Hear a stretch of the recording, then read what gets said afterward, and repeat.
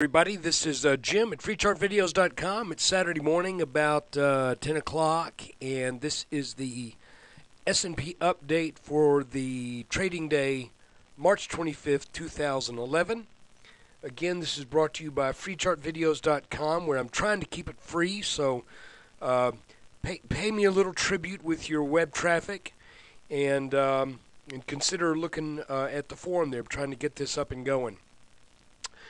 This video is for educational purposes only, and it is not intended to be used as any form of investment advice.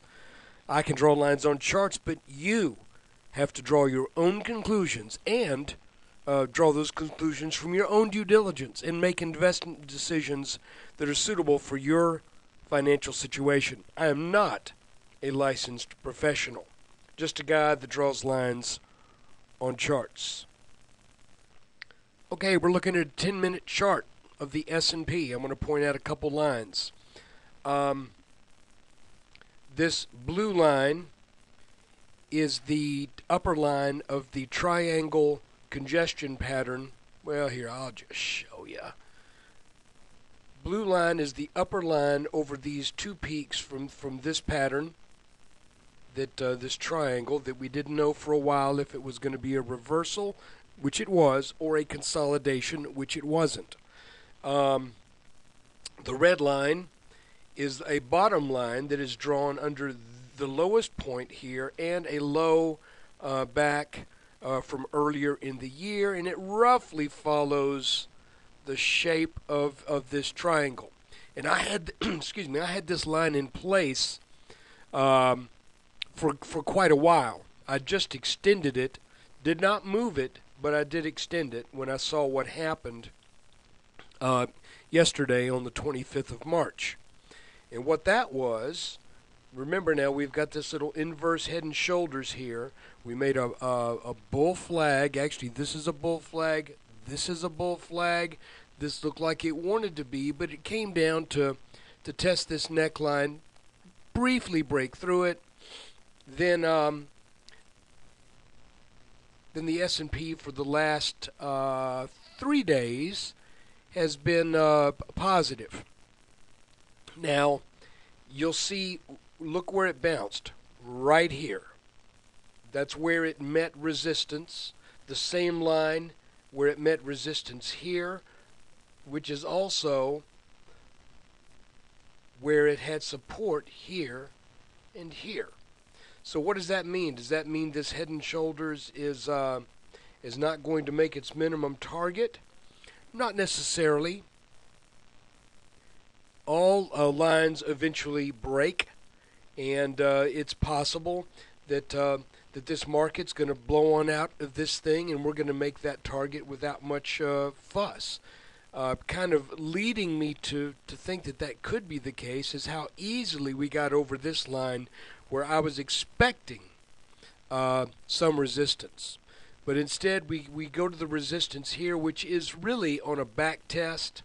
But this has been back tested a couple times already, and the pattern that this is part of has already fulfilled its minimum distance from the downside breakout. So I don't think there's a tremendous amount of overhead selling pressure here. The market at this point is probably in this area is probably almost in a state of equilibrium. So let's see what happens on Monday. Again, I'm also looking at this chart, and some people were thinking on the forum that I was talking about a standard head and shoulders as a possibility that this would mark a market top. No, that's not what I'm saying we could get here. It's looking to me like it's possible. We got to see it. We got to wait. But it's possible that this is a left shoulder. This is a head. Maybe we work up here a bit, and then we come back down to test 1300 again. And then we end up making a larger inverted head and shoulders than just this little one down here. So I'm talking about another inverted pattern. I'm not talking about a top. If we back out to a 2-hour chart, the people who were looking for a top topping Head and Shoulders. I don't see it. If it's there, it's pretty sloppy. So I mean, you might say here, here, and here, but if you do, then that's already been met. If you do say that this was a Head and Shoulders, and I think that's a stretch, then the expected target from that has been met. So anyway, let's just see what happens.